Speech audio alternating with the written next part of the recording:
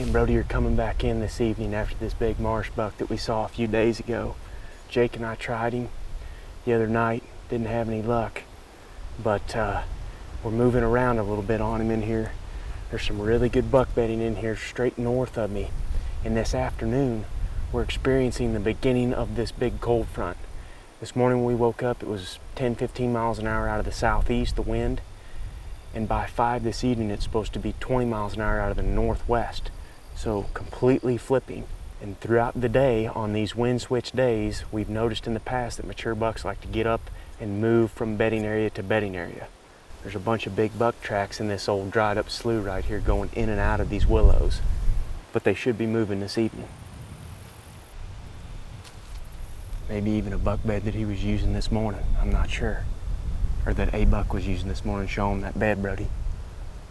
You see the rub in the edge of it. But see, the wind has switched now, and the wind is blowing straight into that bed from this opening. That bed right there is set up for an easterly wind of some sort, or even a southeast wind. It looks like something was laying there just in the last few days. And there's fresh tracks right here in the wash leaving the bed. That's our tree right over there. Show 'em, Brody. That little willow right there.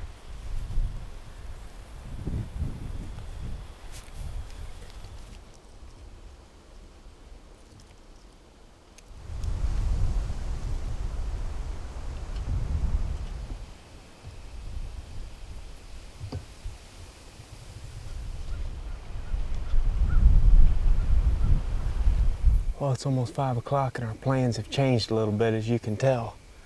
Brody and I hung that set over there in that little willow tree. And about the time both of us got up there, the wind started gusting pretty good. It's a small tree to begin with.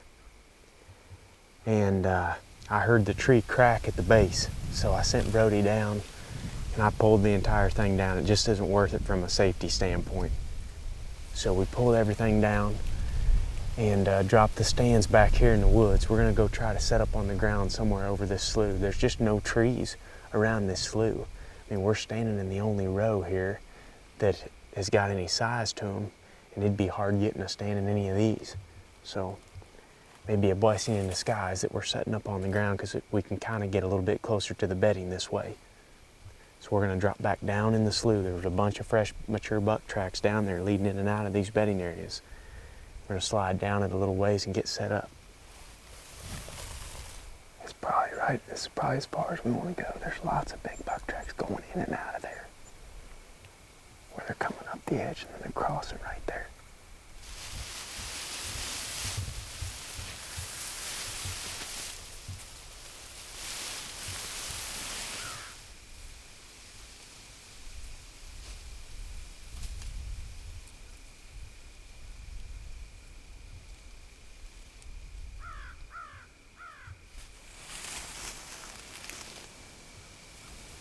Right before we came up out of that slough, we heard a deer cough over there in that bedding area, not 40, 50 yards from us.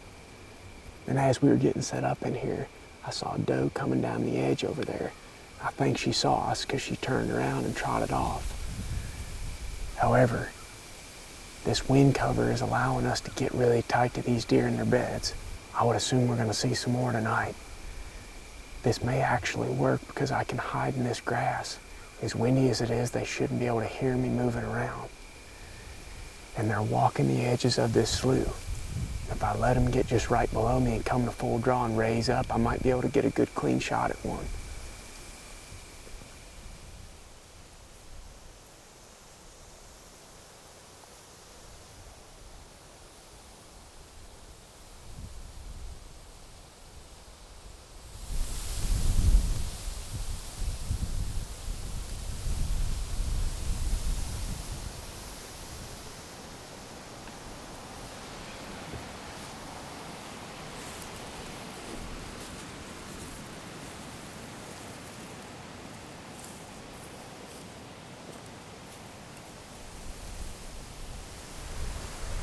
Well, we got about 30 minutes of light left. We just had a doe come right in here to about 20 yards. She didn't even have a clue we were in the world, but she was looking back down the slough. She was so close that I haven't been able to get up and look. But once she eases off a little bit, I'm gonna peek up over that slough. I bet there's more deer down there.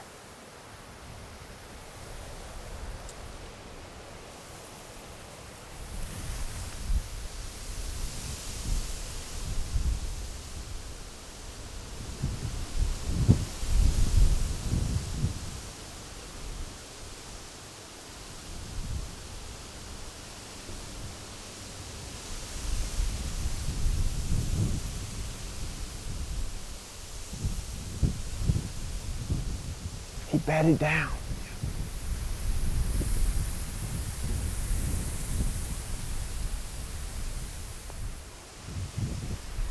We just spotted a real nice buck right down this slough about 100 yards away. I think I'm gonna try to film Brody stalk up there and kill him. He's bedded down right now and this wind is 30 miles an hour. He'll never even hear him coming. Give me that camera, Brody. You see him? Try to get to that tree. If you can get to that tree right there and then stand up, that you can probably. Tree, yep. Whatever that big brown thing on. You've got to go quick though, Brody. You got to get down and go quick.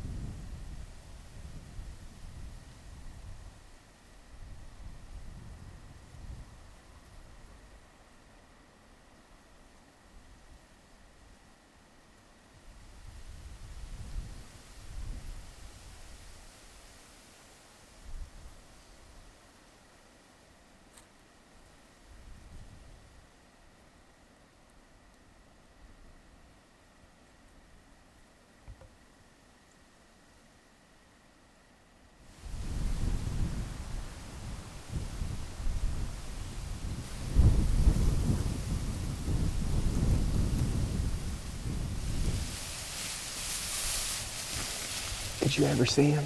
Yeah, dude, that close. He just was quartering too hard for you, wasn't he? Yep. He still had no idea you were there. Not a clue. That close, though. That was a big deer. Well, I just snuck up there real fast and kind of marked him like Aaron said, so I knew where he was at. Snuck along that bank, just popped up over that hill, and immediately when I popped up over, I seen him right there. He was just quartering too hard. If he'd have been turned or just standing there, I'd been able to take the shot. He was so close, but just quartering too much. He just kind of walked off back into those willows again. Didn't even know I was there, but that was pretty sweet.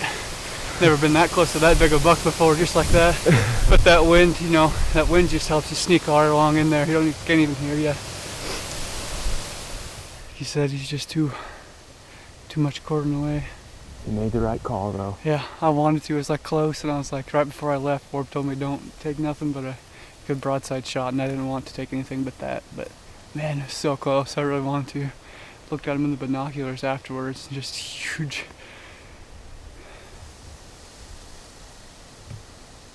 It's crazy. That'll get the heart pumping, won't it? Yeah, well.